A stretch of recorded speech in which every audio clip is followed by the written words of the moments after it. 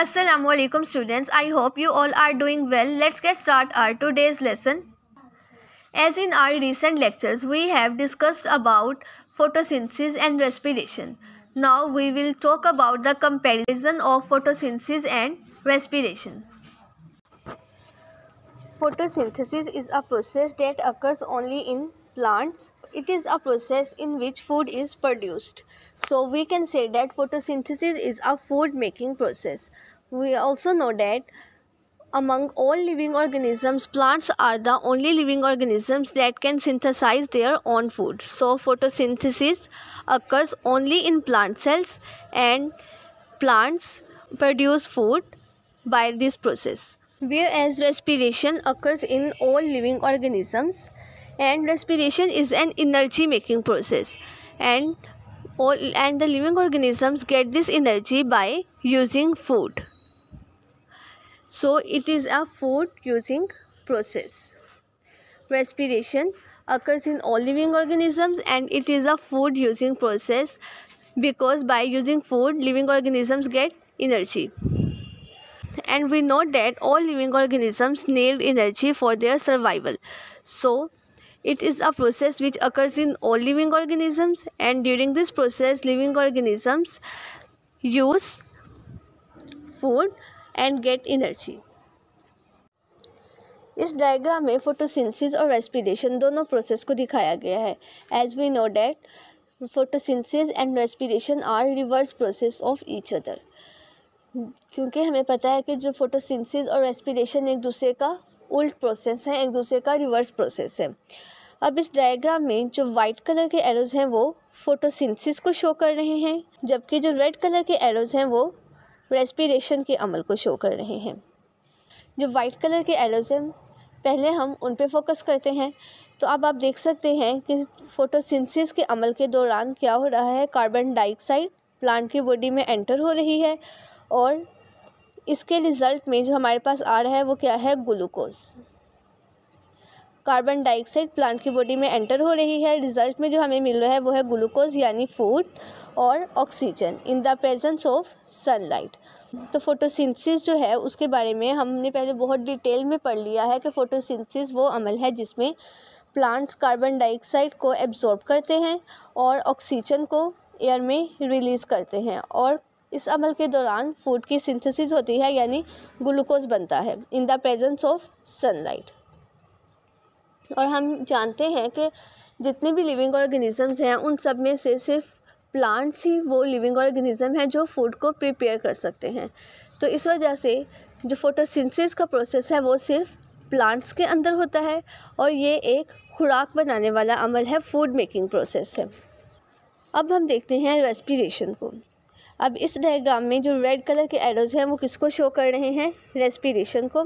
अब आप red colour के एरोज पे फोकस करें कि रेस्पिरेशन के अमल के दौरान ऑक्सीजन के प्रेजेंस में ग्लूकोज की ब्रेकडाउन होती है और कार्बन डाइऑक्साइड एयर में रिमूव की जाती है, और इस अमल के दौरान एनर्जी बनती है.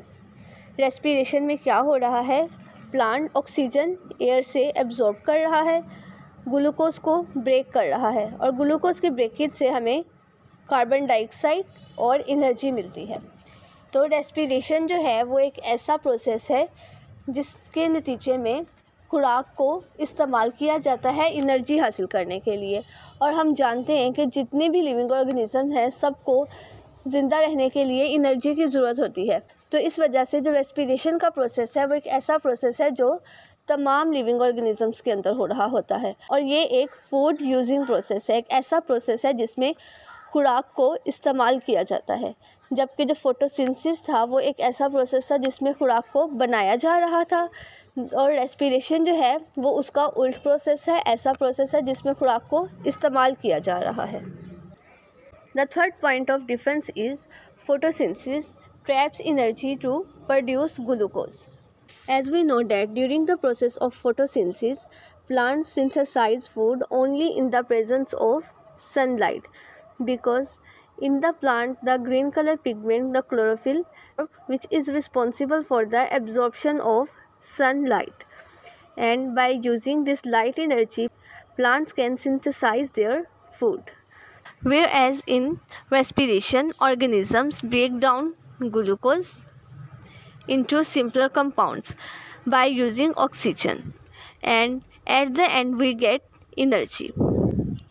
In photosynthesis, energy is used, whereas in respiration, energy is. So we can say that photosynthesis is an energy using process, whereas respiration is an energy giving process.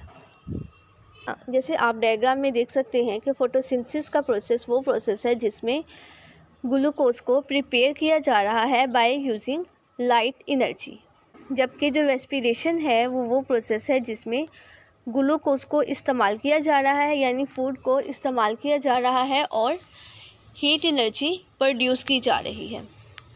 Photosynthesis के अमल के दौरान ग्लूकोज बनाया जा रहा है और लाइट एनर्जी को इस्तेमाल किया जा रहा है, जबकि जो रेस्पिरेशन का प्रोसेस है उसमें ग्लूकोज को इस्तेमाल किया जा रहा है और हीट एनर्जी को बनाया जा रहा है। तो इस वजह से जो फोटोसिंथेसिस है उसको हम कह सकते हैं कि एक ऐसा प्रोसेस है जिसमें एनर्जी इस्तेमाल होती है, जबकि जो रेस्पिरेशन है वो एक ऐसा प्रोसेस है जिसमें एनर्जी रिलीज़ होती है।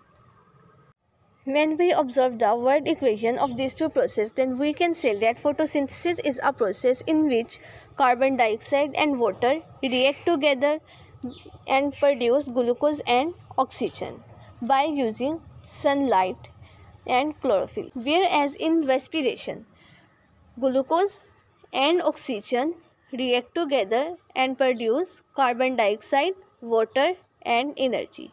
Whenever you will observe these two word equations, then you can easily predict that these two processes are reverse of each other. अगर हम फोटोसिंथेसिस और रेस्पिरेशन दोनों की मसावातों का मुवाजना करें, दोनों की जो इक्वेशंस हैं उनको कंपेयर करें, तो हमें पता चलता है कि जो फोटोसिंथेसिस है वो एक ऐसा अमल है जिसमें कार्बन डाइऑक्साइड और वाटर को इस्तेमाल किया जाता है और उससे ग्लूकोज और ऑक्सीजन बनाई जाती है by using sunlight and chlorophyll. जबकि जो रेस्पिरेशन है वो एक ऐसा अमल है जिसमें ग्लूकोज और ऑक्सीजन को इस्तेमाल किया जा रहा है और उससे कार्बन डाइऑक्साइड, वाटर और एनर्जी बन रही है। अगर इन दोनों इक्वेशंस को आप केयरफुली ऑब्जर्व करें तो आप देख सकते हैं कि ये दोनों इक्वेशंस एक दूसरे का रिवर्स प्रोसेस है, यानी एक दूसरे का उल्ट है। फोटोसिंथेसिस में कार्बन डाइऑक्साइड और वाटर और सनलाइट यूज़ हो रही है, जबकि जो रेस्पिरेशन का अमल है इसमें हमें कार्बन डाइऑक्साइड, वाटर और एनर्जी हासिल हो रही है। इसी तरह से जो फोटोसिंथेसिस का प्रोसेस है उसमें हमें ग्लूकोज और ऑक्सीजन मिल रही है, जबकि जो रेस्पिरेशन का प्रोसेस है उसमें ग्लूकोज और ऑक्सीजन को इस्तेमाल किया जा रहा है। यानी जो दोनों प्रोसेस हैं ये दोनों एक दूसरे का रिवर्स प्रोसेस किस तरह से हैं कि जो चीज़ फोटोसिंथेसिस में इस्तेमाल हो रही है, रेस्पिरेशन में वो चीज़ हासिल हो रही है, और फोटोसिंथेसिस में जो चीज़ हासिल हो रही है रेस्पिरेशन में हम उस चीज़ को इस्तेमाल कर रहे हैं। The fifth point of difference is about the sites where these two processes occurs. Photosynthesis occurs in chloroplast because chloroplast contain chlorophyll. About chlorophyll, we have discussed that chlorophyll is a green color pigment which is responsible for the absorption of sunlight. Then this light energy is used for the preparation of food. So photosynthesis is a process that occurs in chloroplast. Chloroplasts are basically organelles that are present in plant cells, whereas respiration occurs in mitochondria. Mitochondria are those organelles that are present in all living organisms, and these are the organelles which use oxygen and break down glucose into simpler compounds and release energy. So respiration is a process that occurs in mitochondria, while photosynthesis is a process that occur in chloroplast. अगर हम देखें कि living organisms की bodies के अंदर वो कौन सी जगह हैं, वो कौन सी ऐसी साइट्स हैं जहाँ पर ये प्रोसेस हो रहे होते हैं।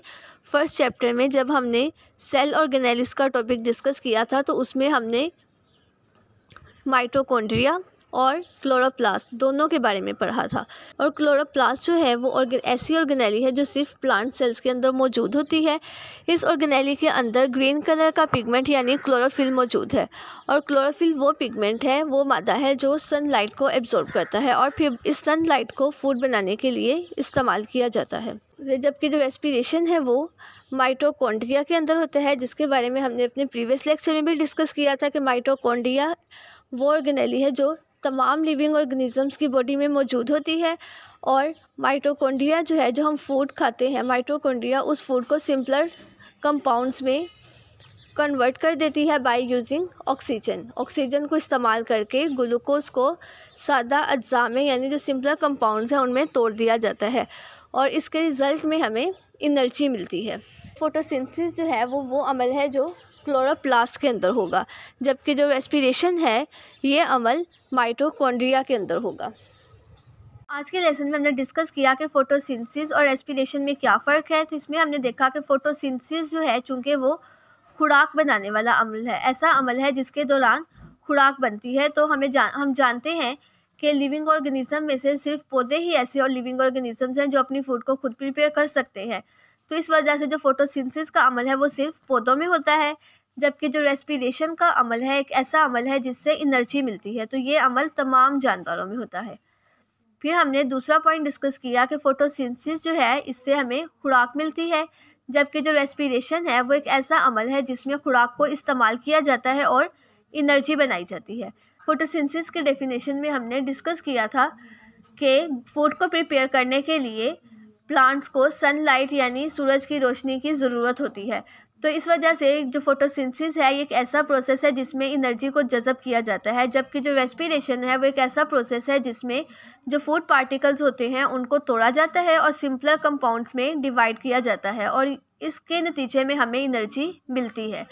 तो फोटोसिंथेसिस वो प्रोसेस है जिसमें एनर्जी जज़ब होती है, जबकि जो रेस्पिरेशन है वो प्रोसेस है जिससे एनर्जी खारिज होती है। मसावात के लिहाज से फोटोसिंथेसिस और रेस्पिरेशन में क्या फ़र्क है। फोटोसिंथेसिस में कार्बन डाइऑक्साइड और पानी मिलते हैं और रोशनी और क्लोरोफिल की मौजूदगी में ग्लूकोज और ऑक्सीजन बनाते हैं, जबकि जो रेस्पिरेशन है वो अमल है जिसमें ग्लूकोज और ऑक्सीजन मिलते हैं और कार्बन डाइऑक्साइड, पानी और एनर्जी बनाते हैं।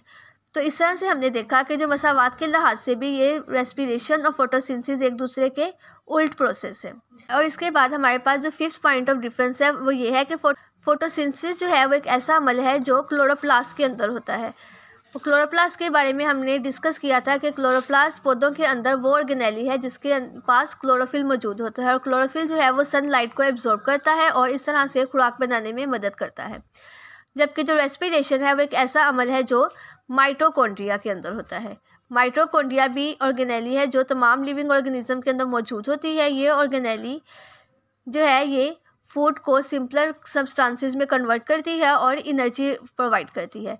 तो जो ये पॉइंट ऑफ डिफरेंस है क्या है कि फोटोसिंथेसिस क्लोरोप्लास्ट में होती है, जबकि जो रेस्पिरेशन है वो एक ऐसा अमल है जो माइटोकॉन्ड्रिया में होता है। ओके स्टूडेंट्स, आज के लेसन में आप लोगों ने यहाँ तक करना है, इसको अच्छी तरह से कर लें। ये शॉर्ट क्वेश्चन के तौर पे भी आ सकता है और लॉन्ग क्वेश्चन के तौर पे भी, यानी फोटोसिंथेसिस और रेस्पिरेशन का मुआवजा करें यानी कंपेयर करें या differentiate between photosynthesis and respiration. और इसमें से एमसीक्यूज भी बनते हैं, जैसे फोटोसिंथेसिस का अमल कहाँ होता है, तो फोटोसिंथेसिस का अमल क्लोरोप्लास्ट में होता है। इसी तरह से एक और एमसीक्यूज है कि रेस्पिरेशन का अमल कहाँ होता है, तो रेस्पिरेशन जो है वो माइटोकॉन्ड्रिया में होती है। तो स्टूडेंट्स इसे आप लोग अच्छी तरह से तैयार कर लें। Thank you very much. अल्लाह हाफिज़।